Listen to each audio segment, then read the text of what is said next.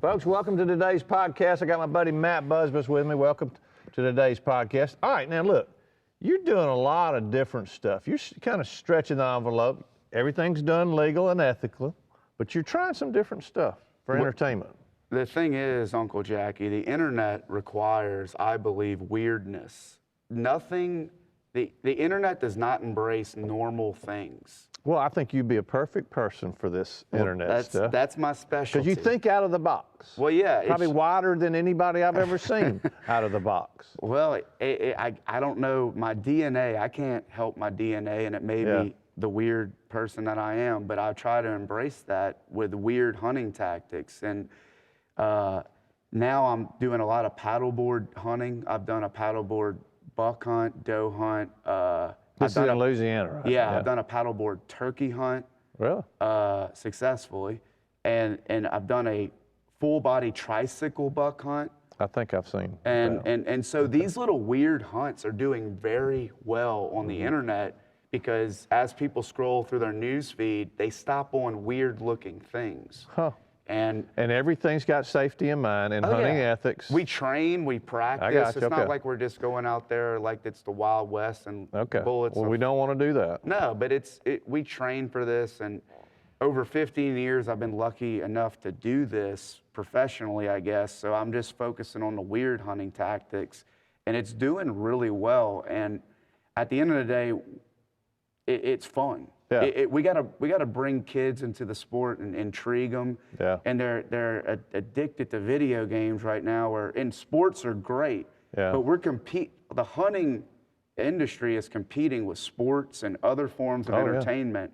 So my idea is if we're gonna attract kids, I'm gonna attract them with weird hunting videos. Let them laugh at it. Right. Let them engage in it, comment, and. So it's been really fun, and I've been focusing on weird stuff for about a year now. Where'd you get the pink outfit?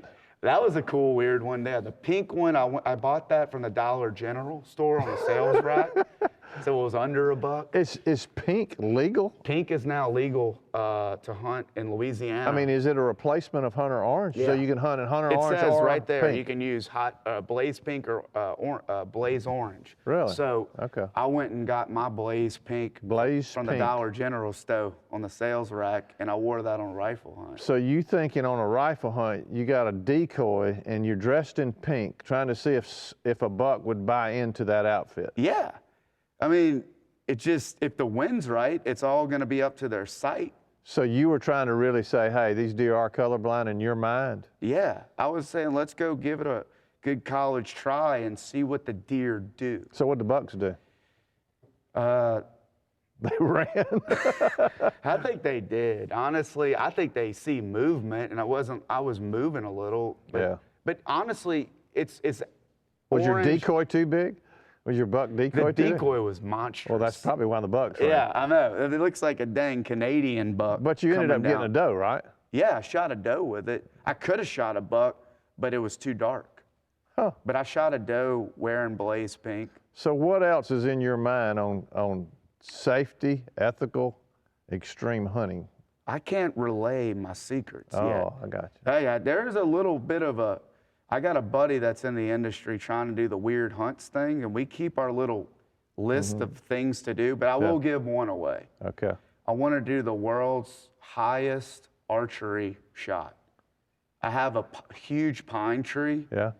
And I want to practice from a fire tower. Yeah. I want to do 100-foot in the air archery hunt. And I'm going to practice to see how my arrow, the trajectory changes at 100 feet. Wow. So that's one of them. Okay. So we're going to call that one Getting High. Getting High. Okay. You know, I always thought about digging a hole on turkey hunting. Talk to me.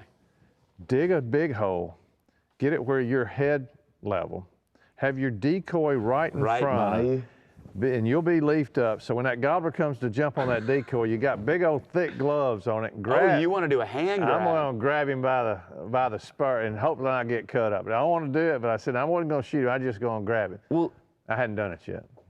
Well, you just gave me that idea. I wanted to do that one with a samurai sword. Samurai sword. Because you got to find. I don't know if that is legal weapon. I don't think it's you not got a to legal find the weapon. right state. You got to find the right state where it's a weapon. But I like the get in the pit, the hole, let a gobbler come to you in samurai sword distance or grabbing distance. And I was just gonna grab him, have fun with it, because he was gonna beat, but I had to make sure I had my, because spur was gonna tear me up. Then I was gonna let him go, just say I did it.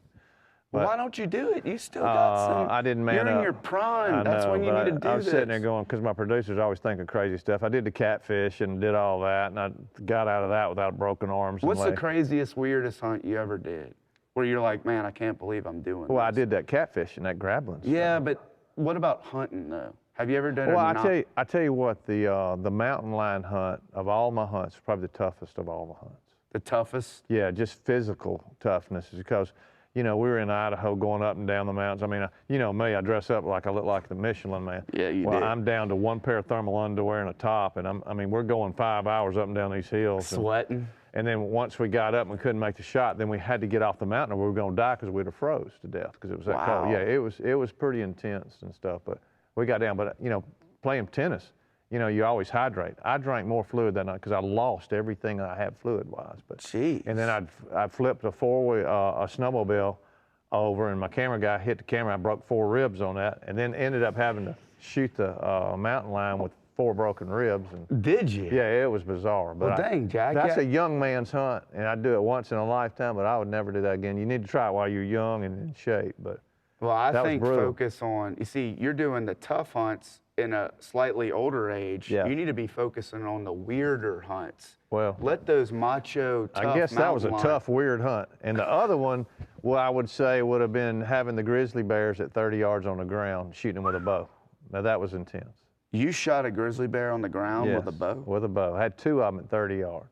And I had a backup guide right here, but I was just praying that arrow would just go in the right place. But that was intense, having grizzlies from, here, well, yeah, 30 yards. 2 of them, not 1, but 2. People question my head. I'm questioning your head. I mean, who wants to shoot a grizzly bear?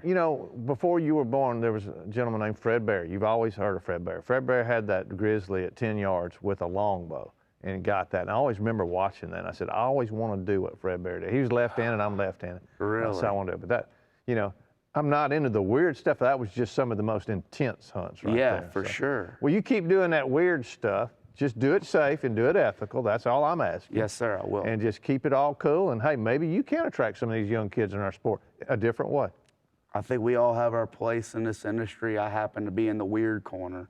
You are that. And hopefully going to be able to bring some kids in. Thanks for being on the show. All right, folks, that does it for today's podcast.